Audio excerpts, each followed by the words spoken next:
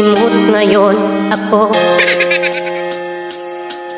Inaamin ko, naubos na ang budget ko.